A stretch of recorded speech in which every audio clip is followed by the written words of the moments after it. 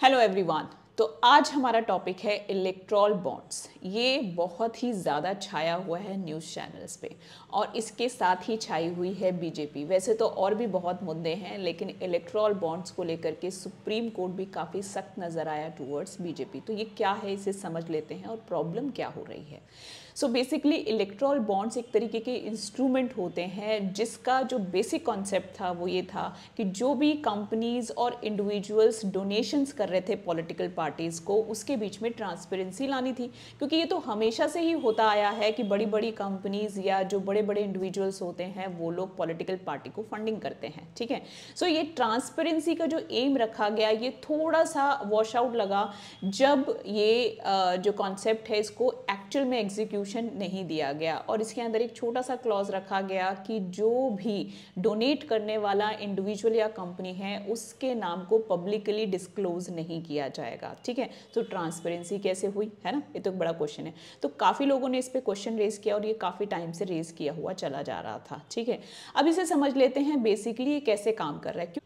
सबसे पहले नोटिफाई किए जाते हैं कुछ बैंक्स, और जो बैंक नोटिफाई किए जाते हैं वो इलेक्ट्रॉल बॉन्ड्स इशू करते हैं। उन बॉन्ड्स को डोनर्स खरीदते हैं बाय चेक और डिजिटल पेमेंट, और फिर उन बॉन्ड्स को अपनी चॉइस की पॉलिटिकल पार्टी को एक स्पेसिफाइड पीरियड ऑफ टाइम में दे देते हैं। अब वो पार्टीज़ जो होती हैं वो उन बॉन्ड्स को सबमिट करती हैं अकाउंट में अपने, और उस अकाउंट की सारी डिटेल्स वो इलेक्ट्रॉल कमीशन के पास सबमिट करती है। ये कंपल्सरी होता है क्योंकि एक तरीके का बॉन्ड है तो इसकी एक मैच्योरिटी डेट है। अगर मैच्योरिटी डेट तक इसको रिडीम नहीं किया जाता है तो ये amount prime minister national relief fund में चला जाता है।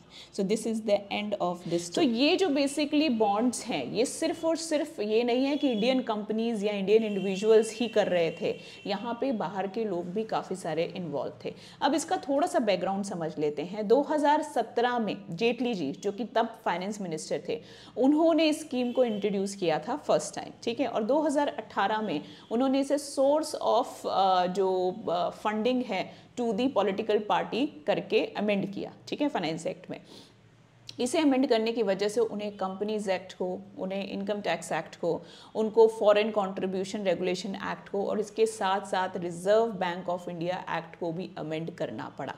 यहाँ तक तो कोई दिक्कत नहीं थी कि ठीक है, कोई इलॉजिकल चीज़ नहीं है। प्रॉब्लम कहाँ हुई? प्रॉब्लम यहाँ हुई जहाँ पे कि आप डोनेट करने वाले का नाम पब्लिक में डिस्क्लोज नहीं करने वाले हो। सो इससे इशू ये हुआ कि जो हमारा कॉन्स्टिट्यूशन है उसमें हमारे पास एक राइट है, राइट टू इन्फॉर्मेशन। तो जो भी पर्सन अगर जाता है कोर्ट में और वो वहाँ पे वो इन्फॉर्मेशन को सीख करना चाहता है तो उसको वो इन्फॉर्मेशन लेने का राइट है।